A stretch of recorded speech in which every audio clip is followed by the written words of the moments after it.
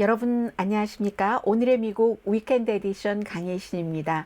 위켄드 에디션은 주로 한 주일에 일어났었던 아주 중요한 일들을 리뷰를 해드리는데 오늘 전혀 새로운 뉴스가 제일 먼저 여러분들을 찾아가게 됐습니다. 트럼프 전 대통령이 오늘 아침 여러 차례 그 본인의 소셜 미디어를 통해서 내가 곧 체포될 것이다. 다음 주 화요일 날 체포될 것이다. 그러므로 여러분들은 시위하시라. 이런 메시지를 전했습니다. 그래서 그 내용부터 전해드리고요.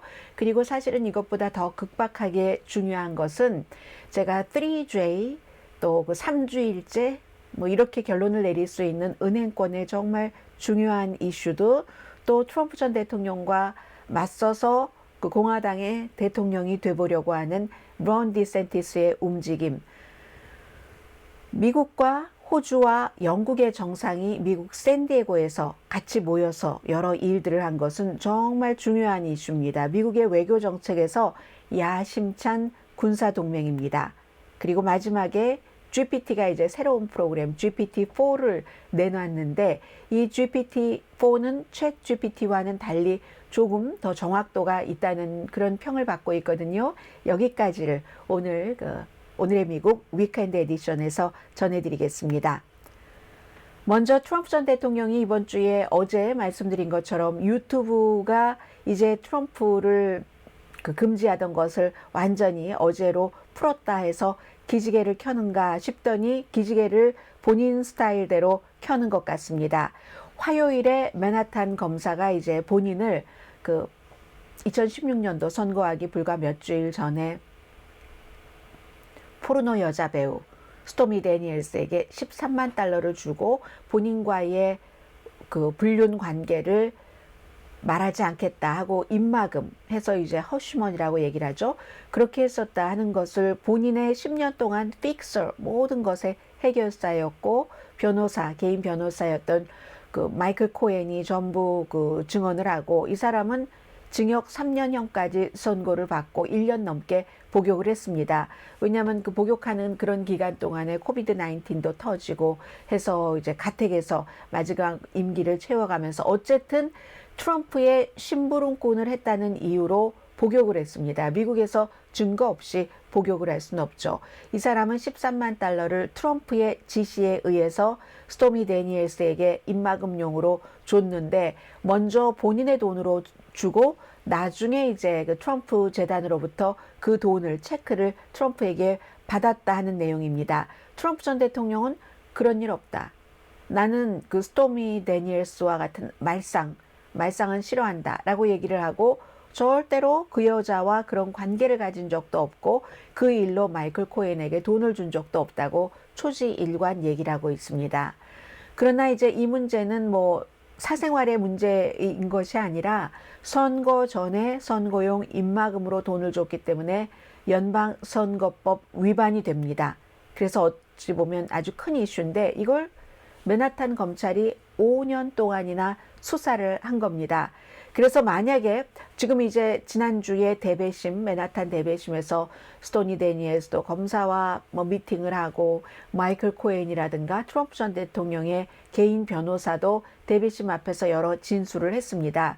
그리고 이 맨하탄 검사실은 트럼프 전 대통령에게도 대배심 앞에서 본인이 원하는 것을 진술할 수 있도록 이럴 때 이제 인바이트라는 단어를 씁니다. 미국 법적 용어로 인바이트 했는데 그 인바이트에 응하는 사람도 있고 응하지 않는 사람도 있고 응하지 않는 사람이 더 많은데 대부분의 이 케이스에서는 응했지만 트럼프 전 대통령은 응하지 않았습니다. 그리고 이렇게 인바이트 대배심 앞에서 너의 주장을 알리라 하고 인바이트 하는 것은 거의 기소가 가까워 오면 이런 일을 한다는 것을 이미 방송에서 말씀을 드렸고 그게 트럼프 전 대통령은 다음 주 화요일이라고 보고 있는 겁니다. 트럼프의 예측이 맞다면 전직은 물론 전현직, 전직 전부 합쳐서 미국에서 대통령이 기소가 되는 첫 번째 일이 됩니다. 형사법 위반으로 기소가 되는. 그래서 이제 이 트럼프 전 대통령이 오늘 이렇게 본인이 맨하탄 검사실에 불법 유출로 인해서 불법 유출이 무엇인지는 말하지 않았습니다. 내가 다음 주에 기소가 되고 체포가 될 테니까 시위를 해라. 나를 위해서 시위하라 하진 않았습니다. 시위하라. 이 나라를 되찾으라 라고 얘기를 했거든요. 그런데 어쩌면 이제 주라든가 로컬의 법 집행관이 누군가를 체포를 할 준비를 하고 있답니다. 그런데 이거는 그냥 준비지 딱히 트럼프 전 대통령 말처럼 다음 주 화요일에 할지 안 할지는 아직까지는 제가 지금 방송을 하고 있는 순간까지는 정확하게 드러나진 않았습니다. 그리고 이제 트럼프 전 대통령이 또 다른 이제 포스트에서 이 나라는 지금 삼류 국가다. 미국은 죽어가고 있다. 미국의 애국자는 동물처럼 체포되고 정말 범죄가 너무 많고 인플레이션, 감옥, 의료센터도 지독한 상태다. 상태 자체는 맞습니다. 그런데 이제 이것을 그렇게 본인의 지지자들에게 말하는 의도는 따로 있겠죠? 트럼프의 변호사인 조셉 타코피나라는 변호사는 트럼프가 기소될 것이다 라고 얘기를 했고, 트럼프는 기소될 때 저항하지 않고 그대로 보통 절차를 따를 것이다 라고 얘기를 했습니다. 그러니까 트럼프 전 대통령이 여러분들이 저를 보호해 줘야 된다 하는 얘기고요. 전문가들은 기소하기가 그다지 이제 쉽지는 않다고 보고 있거든요. 맨하탄의 검사가 에빈 브레그라는 검사인데, 이 케이스는 말하자면 트럼프 대통령 자체를 기소하려면 트럼프가 마이클 코엔이라는 감옥살이를 한 트럼프의 전 변호사에게 돈을 줬을 때 그 돈도 역시 이제 트럼프 재단의 체크로 줬으니까 그 체크로 줬으니까 트럼프 재단에서도 사업을 잘못했다. 다른 것을 덮기 위해서 트럼프 재단에서도 체크를 불법으로 끊었다. 다른 범죄를 덮으려고 또 다른 범죄를 저질렀다 하는 것을 증명을 해야지 되는 거기 때문에 이게 좀 어렵다 해서 다음 주에 기소가 될지 기소가 되지 않을지는 사실은 알 수가 없습니다. 그리고 이제 만약에 기소가 된다면 이 연방 대배심의 이 케이스로 인해서 선거에 대단히 중요한 영향을 2024년도 트럼프 전 대통령은 이미 본인이 선거에 출마한다고 얘기했기 때문에 대단한 영향을 준다는 것은 분명하고요. 트럼프 전 대통령의 전략은 아주 확실합니다. 본인이 피해자인 척한다. 나는 죄가 없는데 내가 다시 대선에 나가고 권력 잡는 것을 두려워하는 쪽에서 지금 이걸 하고 있는 것이다. 또 보복이다. 정치 박해다. 정치 박해, 정치 보복, 내가 피해자다. 그리고 이걸 이미 트럼프 전 대통령은 캠페인의 주요 이슈로 삼았습니다. 나에 대한 조사는 아무런 죄가 없는데 조사하는 게 마녀 사냥이다 라고 얘기를 합니다. 그리고 트럼프 전 대통령은 이 한 가지 케이스가 아닙니다. 조지아주 애틀란타 검사도 역시 선거와 관련돼서 트럼프 전 대통령이 대통령이었을 때 그 영향력이 있는 사람을 막 회유, 설득, 협박을 해서 투표를 본인에게 많이 현실은 그렇지 않은데 만들어내서 자신을 애틀란타주의 16개 선거인단표를 모두 본인에게 가져오도록 그렇게 하라 하는 압박을 했다는, 이걸 지금 수사하고 있고요. 특별검사가 하고 있는 것도 여러 가지잖아요. 1월 6일 의사당 폭동 사건 뒤에 트럼프가 얼마나 영향력을 미쳤는가, 그리고 또 이제 기밀 문서를 대통령을 끝내고 갈 때 얼마나 가져간 이 문제에 대해서도 여러 가지가 있는데, 트럼프 전 대통령은 전부 하나도 본인은 죄가 없다고 얘기를 합니다. 전부 박해당하는 것이라고 얘기를 하고, 기소되더라도 선거 활동한다. 대통령 캠페인 계속 한다라고 얘기를 하고 있습니다. 그런데 저에게 그럼 이게 앞으로 어떻게 된다는 얘기입니까? 하고 물어보신다면 저뿐만이 아니라 모든 미국에서 뉴스를 하는 사람이 알 수가 없습니다.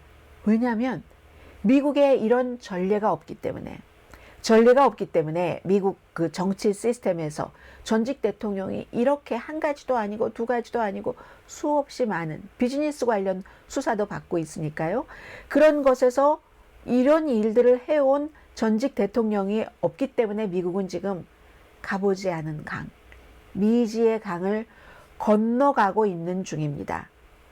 그 다음에 어떻게 되는지 모르겠습니다. 어떻게 보면은 잘못이 없으면 나가서 조사받으면 되지. 사람들에게 시위하라고 조장을 하네? 이렇게 생각하는 사람들이 어떻게 보면 상식적인 선에서, 왜냐하면 지금까지 5년을 트럼프 전 대통령 얘기처럼 이건 나에게 마녀 사냥을 하는 거야 라고 했다면 어떻게든지 조작을 했겠죠. 바이든 대통령이 들어오고 나서 2년이었는데도 그를 기소하는데 이렇게 힘들게, 그 기소 요건이 맞는가 증거를 잡기 위해서 이렇게 힘들잖아요.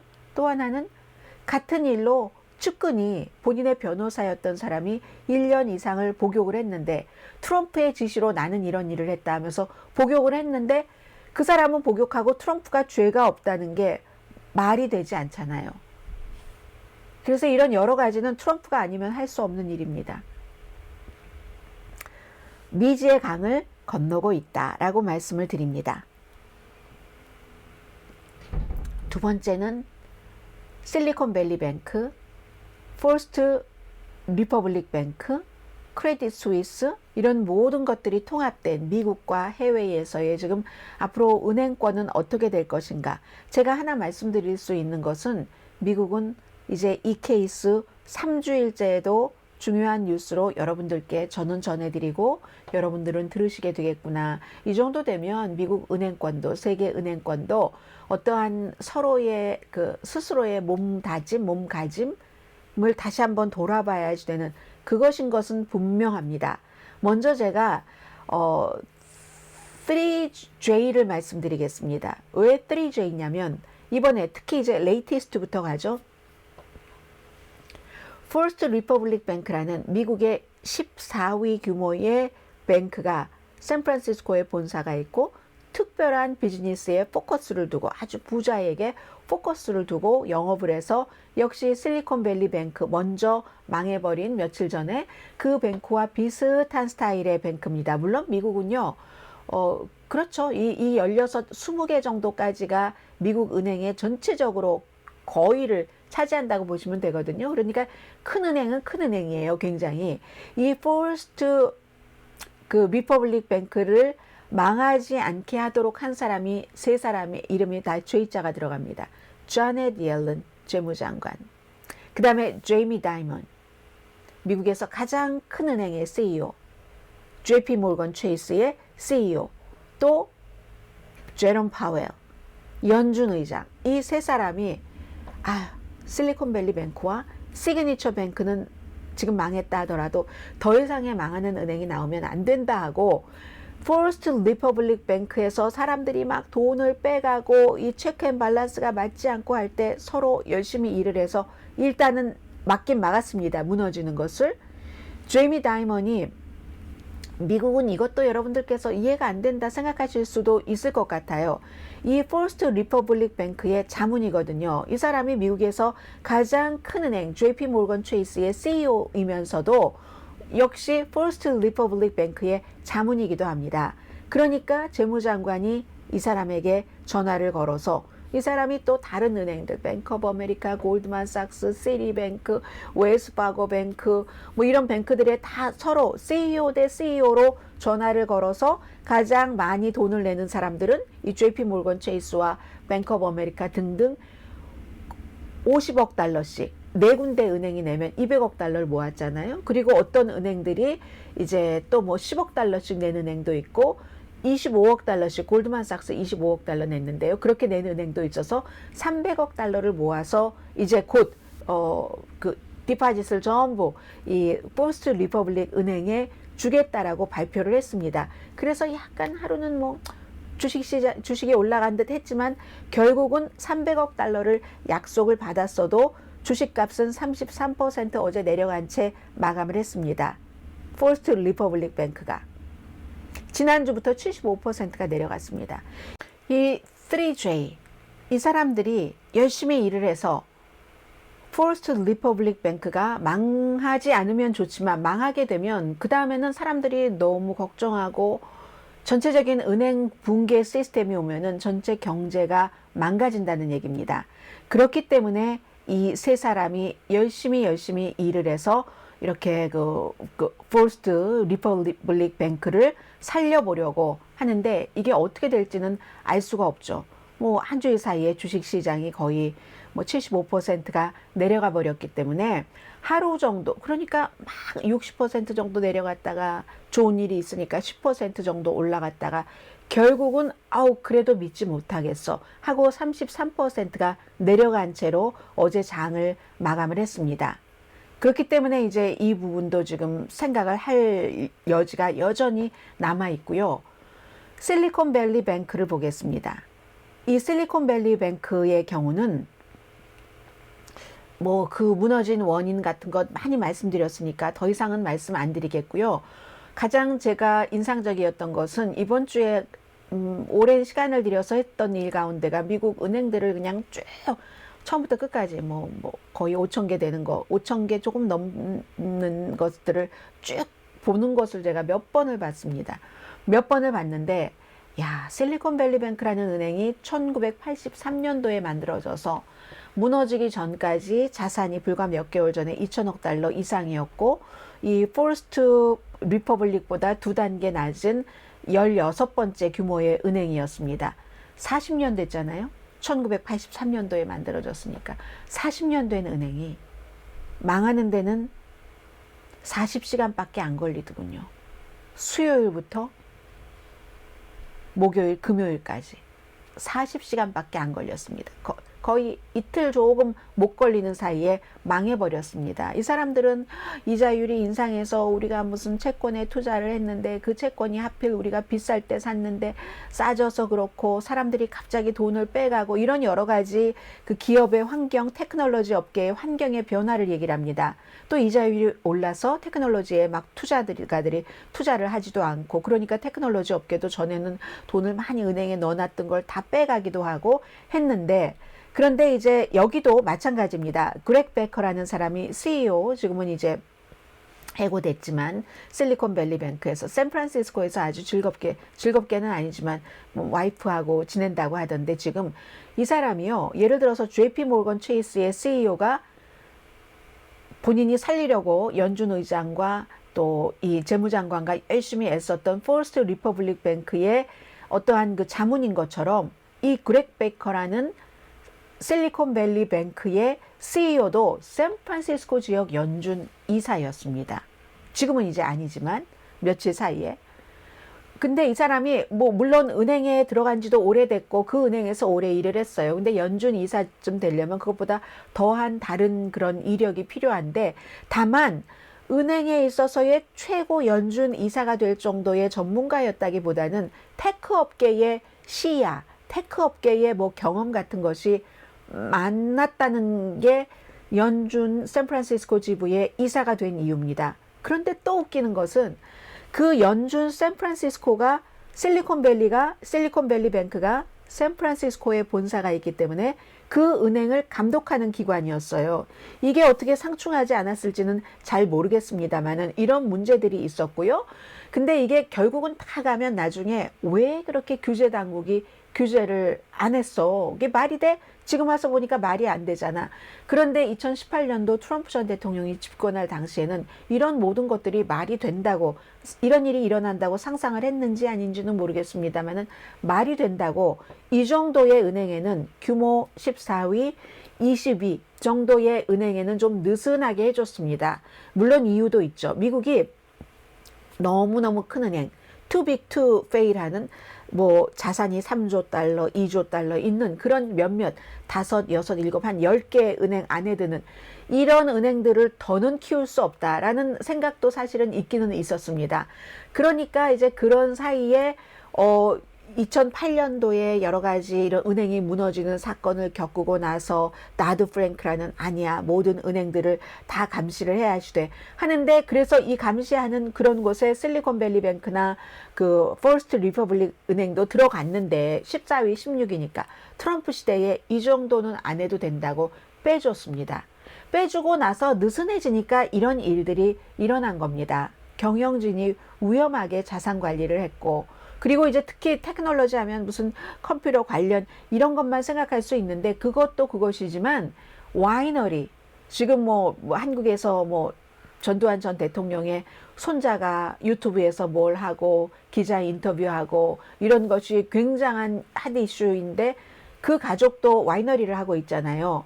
와이너리를 하고 있는데 그런 식으로 실리콘밸리 뱅크나 퍼스트 리퍼블릭 뱅크와 거래했을 확률이 안 했을 확률보다 훨씬 높겠죠. 왜냐하면 그런 은행들이 그런 융자를 전부 캐시로 올 캐시로 하지 않았다면 융자를 해주는 은행이니까.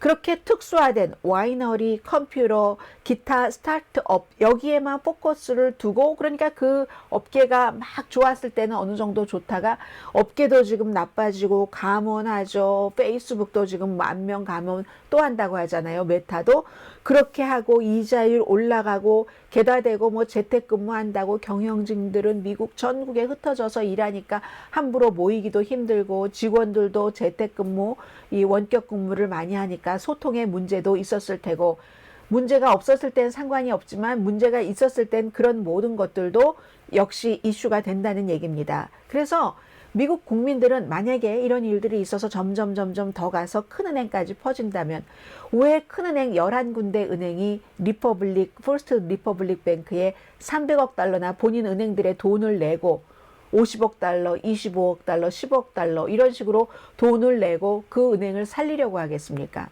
은행권에 대한 신뢰도를 찾고 자신들의 은행들도 무너지지 않기 위해서 그러는 거잖아요. 그러니까 이건 일반 국민들은 만약에 나중에 문제가 잘못돼서 이게 too big to fail 하는 대마불사하는 그런 은행까지도 무너지고 많은 결과까지 온다면 그 전에 이미 지금도 화내야 되는 겁니다. 의회에. 왜 규제를 강하게 해놓은 것을 약하게 풀었는가?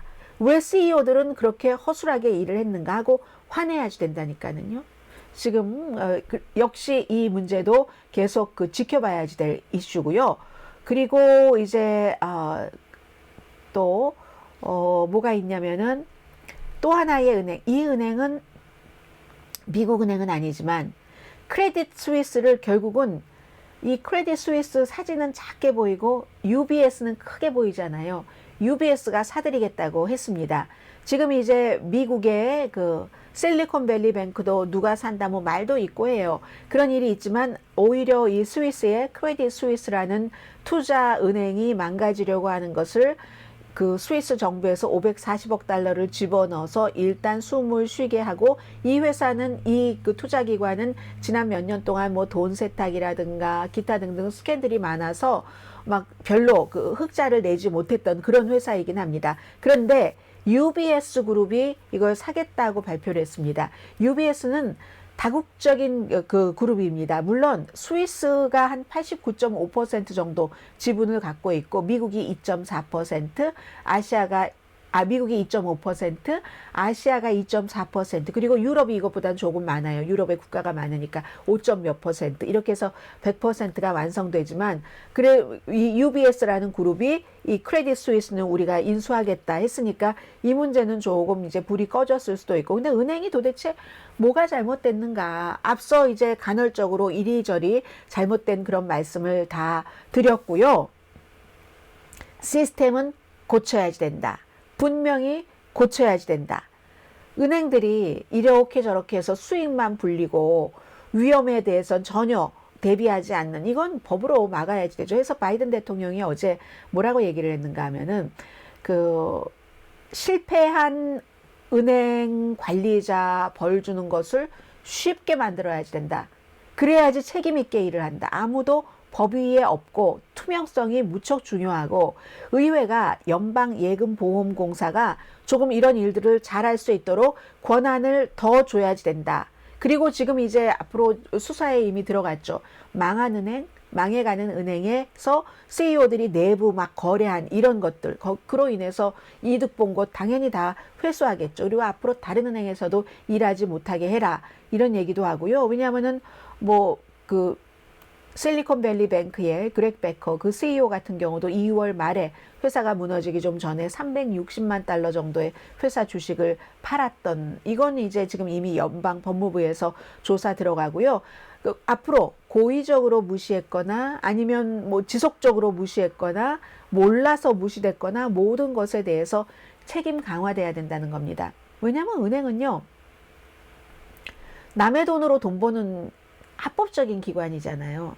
자신의 돈 없이, 민족 자본이라는 것 없이, 자신의 돈 없이 전부 남의 돈으로, 남이 맡겨놓은 돈으로 돈을 버는 게 은행인데, 은행이 그렇게 돈을 벌어서 몸집을 키우면서 남의 돈을 어느 날 갑자기 다 없애버리게 한다면 이거 안 되잖아요.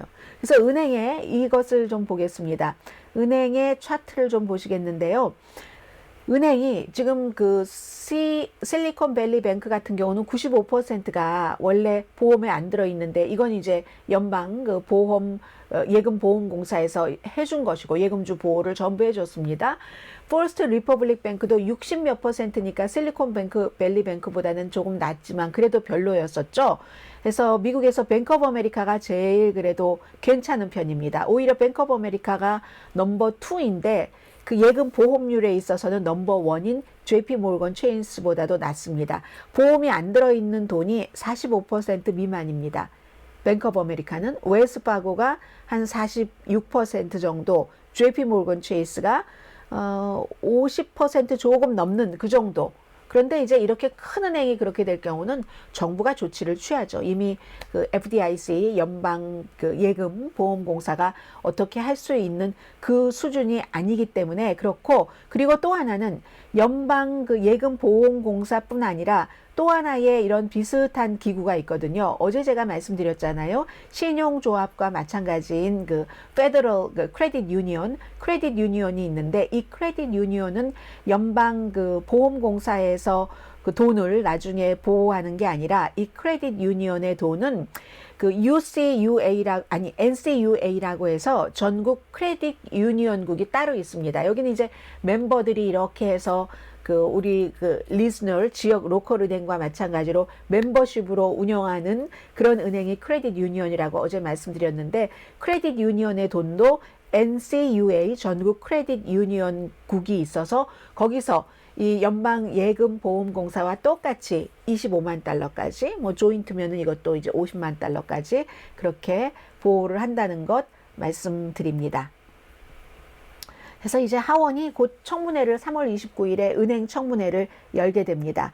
원인은 이제 조금씩 드러나고 있고, 교훈도 우리가 얻었고, 비난 진행 중이고요. 그래서 이제 그 사이에 1월 달에 소매 판매는 크게 늘어났지만 2월 달에는 0.4%가 줄어들었기 때문에 이게 이제 이자율을 아마도 다음 주에 빅뉴스가 너무 많네요. 트럼프 전 대통령 나 체포된다 했지. 연방준비제도 이사회에 이자율 문제도 있지. 큰 이슈가 많아요. 그 밖에도 또 있습니다. 그래서 아마도 0.25% 내지는 이자율을 아예 이번에 한 번은 거를지도 모르겠다. 그리고 이미 여름부터는 이자율을 내릴 것이라는 전망도 나옵니다. 그 다음엔 그럼 어떻게 하는데, 인플레이션은 어떻게 하는데, 아직은 여기까지는 구체적으로 뉴스에서 다룰 그럴 단계는 아닌 것 같고요. 여름부터는 연방준비제도가 이자율을 내릴 것으로 예상하는 전문가들이 점점 늘어난다는 것이 어쩌면은 이 경제 뉴스에서는 가장 중요하다고도 보여집니다. 공화당에서 론 디센티스라는 플로리다 주지사의 외교 정책을 좀 말씀드리려고 합니다. 왜냐하면 이 사람이 어떤 여론조사에서는 트럼프 전 대통령보다도 조금 높게, 전체적으로는 트럼프 전 대통령이 약간 우위라고도 볼 수도 있고, 그러나 트럼프 전 대통령의 그 지지율은 정체 내지는 조금 내려가고, 론 디센티스는 이제 아직 내가 대통령 후보로 나가겠습니다 발표도 하지 않았잖아요. 올라가는 중이니까 미래는 이 론 디센티스에게 현재로서는 더 있다고 볼 수 있는데, 우크라이나 전쟁이 미국의 중대한 국가 이해가 아니다라고 얘기를 했습니다. 이건 본인이 둘 중에 하나는 거짓말을 한 겁니다. 전에는 너무 중요하다고 하면서 계속 지지를 해왔는데, 이제 아마 트럼프 전 대통령의 그 지지자들을 끌어안기 위한 그런 포석일 텐데, 그렇게 보면은 이제 후보 발표를 뭐 하기는 할 모양이다, 이런 생각도 할 수 있고요. 왜 미국의 이해가 아니다 하는 것은 틀렸다라고 많은 매체가 전합니다. 왜냐하면 우크라이나에 피해가 가면, 우크라이나가 지면, 지금 미국은 우크라이나가 미국의 동맹국, 미국이 우크라이나의 동맹국인 것뿐만이 아니라 우크라이나 이퀄 미국이 돼버렸습니다. 이 전쟁에 대해선 우크라이나가 지면 미국이 지는 겁니다. 그런 것. 그런데 이게 론 디센티스가 그냥 어디 가서 얘기하다 우발적으로 한 말이 아니라 팍스뉴스의 터커 칼슨과 인터뷰를 해서 한 말이기 때문에 준비된 대답이었다는 얘기잖아요. 그건 미국의 국가 이익이 아니라 지역 영토 분쟁이야. 지역 영토 분쟁. 트럼프와 똑같이 가는 겁니다. 이 상황을. 트럼프는 원래부터 푸틴에게는 벌벌 기었기 때문에 우리가 무슨 이유인지 정확하게 알지는 못하지만 푸틴에게 벌벌 기었습니다. 그래서 그랬기 때문에 크림반도도 러시아 거잖아. 뭐 이렇게 얘기를 계속 해왔고 아무튼 그렇게 될 경우는 지금 트럼프냐 론 디센티스냐 누가 대통령이 되더라도 공화당이 이기면 우크라이나는 버린다 라고도 생각할 수 있는데요. 저는 꼭 그럴 것 같지도 않아요. 왜냐하면 이 론 디센티스도 거짓말을 너무 잘하기 때문에 지금은 트럼프 표가 필요해서 그렇지만 대통령 되고 나서는 아니다 하고 말 바꿀 수도 있는 사람이라고 저는 생각하고 있습니다. 이게 기본적으로 과거의 얘기들을 많이 하잖아요. 우리가 한국과 일본의 일제시대 이런 얘기들도 많이 하는데 그것은 너무너무 과거의 일이었고 1차 대전, 2차 대전을 겪고 세계가 어떻게 생각을 했는가를 우리가 자주 있습니다. 그런데 1차 대전, 2차 대전을 겪고 그렇게 오랜 동안 그렇게 많은 사람들이 숨지고 많은 것을 파괴하고 다시 재건을 하려다 보니까 미국이 이걸 주도했잖아요. 유엔이라는 걸 만들었잖아요. 유엔이라는 것을 만들어서 앞으로의 모든 일은 이런 국제사회의 어떤 조약에 의해서 하지 힘이 있다고 무기가 있다고 다른 나라를 쳐들어가는 것 안 된다. 이게 이제 유엔이 만들어지고 유엔 헌장이 나오고 그때부터 본격적으로 해서 그 이후에는 아주 특별한 이상 괴상 망측한 경우를 제외하고는 이렇게 나라가 나라를 무력으로 쳐들어가서 우리 땅이야 한 적이 없다니까는요. 그걸 자꾸만 잊고 계십니다. 과거에 정말로 인간이 동물처럼도 아주 험하고 잔인했었을 그랬을 때의 전쟁 시대가 아닌 겁니다. 지금은. 그래서 깜짝 놀라고 있는 겁니다. 사람들이. 잊고 계시다면 상기해 주시고요.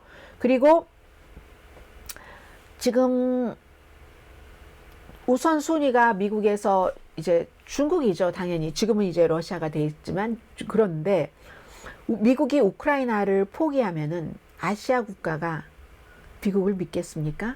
한국이 아무리 반일을 한들, 그러니까 저는 이 말씀은 드리고 싶어요.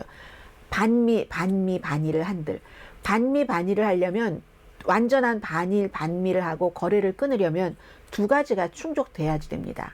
우리가 일본보다 경제가 훨씬 위에 있어야지 됩니다. 훨씬 위에 있어서 일본과 아무런 거래를 하지 않고도 그 훨씬 위에 있는 경제를 유지할 수 있어야지 됩니다. 두 번째는 북한의 저런 그 핵 위협에 대해서 미국의 도움, 일본의 도움 전혀 없이 한국이 방어를 할 수 있어야지 됩니다.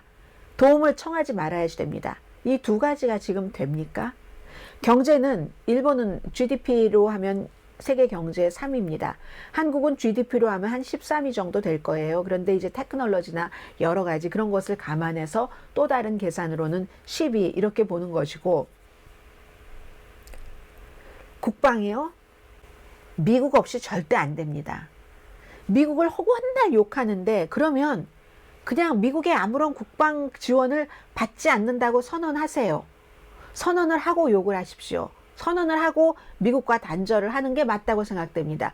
왜 일본과 경제협력을 해야지만 먹고 사는 거 뻔히 알면서 반도체 등등 관광 그리고 한류 등등 미국은 다른 거 다 제치고 국방 핵 위협을 어떻게 누가 막아줄 것인데 그렇잖아요. 그렇기 때문에 이제 그런 두 가지가 있는 것을 말씀을 드리고 그런데 이 상황에서 미국이 우크라이나를 포기하면 한국이 미국을 믿겠습니까? 핵이 없는 일본이 미국을 믿겠습니까? 북한이 실수로라도 핵을 잘못 썼을 때 누가 어떻게 해줄 것인가? 그리고 그러한 위협을 할 때 누가 막아줄 것인가? 그런데 우크라이나를 버렸어요. 지난번에 아프가니스탄을 버렸기 때문에 바이든 대통령의 지지율이 그만큼 내려갔잖아요. 그건 이제 20년 해보고 포기를 한 거고 이건 이제 1년 하고 한 달 정도 돼가네요. 그래서 우크라이나를 버리고 거기서 신뢰를 잃으면 그러면은 사람들이 다 또 중국 뒤에 서는 겁니다. 전부 완전히 완전히 중국 뒤에 서게 되는 거죠. 그리고 미국으로서는, 미국의 이익이 아니라고 했잖아요. 미국으로서는 일본과 한국이 그때는 핵 개발한다고 말하기 좋은 거죠. 그렇게 주장을 할 명분이 서는 거죠. 그렇기 때문에 론 디센티스가 이 우크라이나 이것은 미국의 그런 중요한 이슈가 아니야 하는 말은 이건 거짓이죠. 이 사람이 머리도 좋아요. 하버드 대학교 들어가고 나서 군대에 갔었던 사람이에요. 자원을 해서. 머리 좋은 사람인데 모를 리가 없죠. 정치하는 겁니다. 디센티스를 비난하는 사람이 그래서 저는 어찌 보면 순진할 수도 있다라고 생각이 됩니다. 지금 열심히 그 트럼프 거 받아놔서. 이게 아니면은 그리고 어떻게 되냐면요. 우크라이나 딱 먹었어요. 러시아가. 그리고 나선 조지아를 또 꿀꺽 삼킬 겁니다. 몰도바도 삼키죠. 몰도바 더 쉽게 삼킬 수 있겠네요. 그 다음에는 나토를 테스트하겠죠. 점점 더 유럽 서쪽으로 가게 될 겁니다. 그래서 이 론 디센티스의 이 얘기는 기존의 공화당에서도 많은 사람들이 알만한 사람, 국제 정세와 전쟁을 알만한 사람들은 비난합니다. 본인이 군인이었던 린지 그레이엄 연방 상원 의원을 포함을 해서. 네. 그리고 그게 푸틴이 좋아하는 거죠. 푸틴은 계속 좀 트럼프가 이겨라 라고 생각을 하겠죠. 2024년 11월 달 선거가, 미국 대통령 선거가 있는 데까지만 버티면, 그래서 트럼프가 이겨주기만 한다면 우크라이나에 대한 미국의 지원이 사라지고 내가 꿀꺽 우크라이나를 먹을 수가 있겠네. 그게 푸틴의 희망사항입니다. 이 이슈는 많이 가려졌는데 사실 굉장히 중요한 이슈입니다. 미국과 호주와 영국이 호주에 핵파워 잠수함을 팔기도 하고 또 하나 미국은 빌려주기도 해요. 잠수함을 만드는 데는 기간이 오래 걸리잖아요. 그리고 이 이슈는 사실은 몇십 년이 걸릴 수 있는 이슈입니다. 바이든 대통령 다음에라도, 다음 대통령이 들어오더라도. 그래서 저는 그게 궁금해요. 다음 대통령이 들어오면 호주와 돈도 왔다 갔다 거래를 하고 돈도 받고, 그리고 좀 싸게 주기는 하지만요. 그리고 계약을 한 것을 다음 대통령이 그 계약을 깨버릴까? 저는 이게 좀 궁금하고요. 그럴 일이 미국에 별로 없죠. 이미 진행이 되고 있는 일인데. 그래서 세척을 잠수함을 팔면서 그 사이에 또 이제 막 배워야 되잖아요. 조종사들, 훈련사들도 그걸 다 마스터하려면 너무 오랜 기간이 걸리기 때문에 이게 몇 개월, 1년, 2년의 문제가 아니랍니다. 그래서 그걸 또 빌려준답니다. 2대를. 미국이 이런 일이 없었어요. 그리고 영국은 또 이 디자인도 돕고 새로운 타입의 잠수함을 만드는데 이 여러 가지, 그러니까 기술을 전수하는 거예요. 핵파워 잠수함을 만드는데. 인도 태평양 시대에 중국을 의식해서 그렇습니다. 호주요. 호주도 사실은 중국으로부터 한국과 마찬가지로 미국에 좀 가까웠다 해서 엄청나게 경제적인 보복 당했잖아요. 호주 중국으로부터 엄청난 보복 당하고 나서 더 자신들을 이렇게 무장을 하는 겁니다. 미국의 도움으로 힘을 받아서 무장을 하는 겁니다. 원래 프랑스와 계약했다가 프랑스와는 디젤이니까 이거 아니다. 핵파워가 들어가 있는 걸 해야 돼서 미국, 영국과 같이 한 거잖아요. 프랑스 엄청 화나게 하고, 그것은 이제 막 제조하고 이런 그런 단계는 아니었었으니까.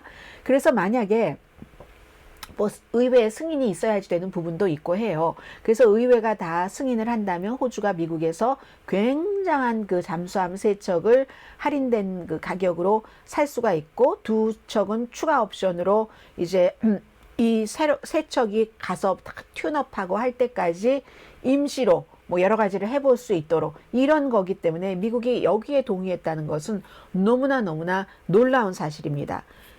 핵파워 잠수함을 빌려준다니까요. 있을 수 있는 일입니까? 뭐 예전에 과거에 러시아가 인도에 했었던 일은 있다고 하더군요. 러시아는 워낙에 인도에 무기를 많이 파니까. 그래서 지금도 인도가 러시아의 우크라이나 침공을 뭐라고 말 못하는 거죠. 무기 거래, 에너지 거래를 러시아와 너무 많이 하고 있으니까. 아무튼 그래서 미국이 이쯤 오면은 정말 아시아에서의 중국의 힘을 막기 위해서 갈 때까지 거의 다 가본 겁니다. 그리고 이제 아시아에서도 영어권이잖아요. 호주는 아시아의 영어권의 호주와 미국과의 군사동맹은 이제 돌이킬 수 없는 지점까지 발전을 한 것이다. 이렇게 보시면 될 것 같아요. 그러니까 그리고 난 다음에 외교가 여기서 단말로 끝나는 게 아닙니다. 호주 총리는 남태평양으로 갔죠. 남태평양으로 가서, 왜냐하면 호주도 핵 확산 방지하는 것에 앞장서는 거기 때문에 이게 핵 파워의 잠수함이지 뭐 핵무기가 아니야 하는 것을 주변국들에게 강조를 하기 위해서 그런 것이고, 그런 것들이 역시 중국도 가서 우리 편 줄 서 하고 열심히 지금 섭외하고 있는 그런 지역입니다. 그리고 영국 총리는 어디로 갔냐면 프랑스 파리로 갔습니다. 임마누엘 마크롱 대통령을 만났죠. 지금 껄끄럽잖아요. 임마누엘 마크롱 대통령이 얼마나 화났어요. 이 문제 때문에. 호주가 우리와 먼저 계약을 하거나, 아니 우리 몰래 영국, 미국과 그런 걸 했다고 하니까 가서 어떤 일을 서로 그 합의를 했냐면요. 지금 영국이나 프랑스나 다 이민 문제를 겪고 있잖아요. 프랑스에서 배를 타고 영국으로 그 불법으로 막 이민자들이 오고 오는 것이 있는데, 그 영국의 리시 수낙 총리가 프랑스에 가서 임마누엘 마크롱 대통령에게 우리가 돈을 댈게요. 돈을 댈 테니까 이 프랑스의 임시 그분들의 거처를 마련을 하고 영국으로는 좀 안 오게 해주세요. 우리가 돈을 댈게. 이 모든 것들에는 다 지금까지 있었던 호주와 미국과 함께 이제 이렇게 잠수한 문제, 이런 것까지 그 사과하는 그런 액수의 돈까지 얹어서 준다는 얘기입니다. 그리고 여기에 또 하나 재밌는 게 있는데요. 만약에 여기에 프랑스도 가입할 수 있어요. 그러면 지금 그 어커스잖아요. 호주의 A와 UK, 영국의 UK와 US에서 어커스인데 맨 앞에 F자 하나 붙여주죠. 뭐 이렇게 될지도 모르는 일이라는 거 들어드립니다.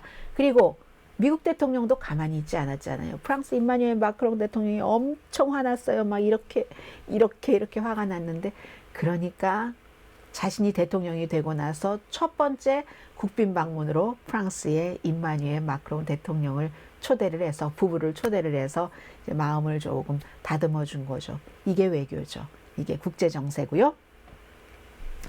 러시아 문제는 조금 오늘 스킵을 하겠습니다. 러시아 전투기와 미국의 드론이 충돌을 해서 서로 얘기가 다르니까 미국의 주장을 뒷받침하는 그 같은 그 비디오를 공개를 했는데, 이건 잘못해서 서로 뭔가 아래 계급들도 판단을 잘못하거나 실수하면 더 큰 분쟁으로 번질 수 있다는 것을 보여준 것이고, 다음 주에 또 하나 뉴스 생각났습니다. 시진핑 중국 국가주석이 2박 3일인가요? 3박 4일인가요? 그 러시아를 방문을 해서 블라디미르 푸틴을 지지를 해주는 거죠. 그리고 러시아와 이 중국은 아주 뭉쳐 있다는, 서로의 같은 세계관을 가진 사람들끼리 세계 질서를 우리 쪽으로 오도록 해보십시다 하고 단합대회 하러 가는 거죠.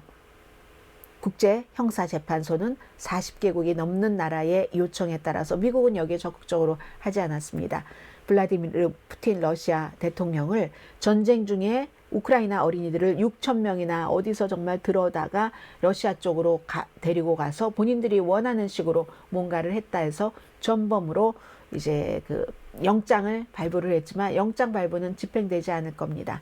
누가 푸틴을 영장 발부를 집행을 하겠습니까? 더군다나 푸틴은 국제형사재판소를 인정하지 않는 사람입니다.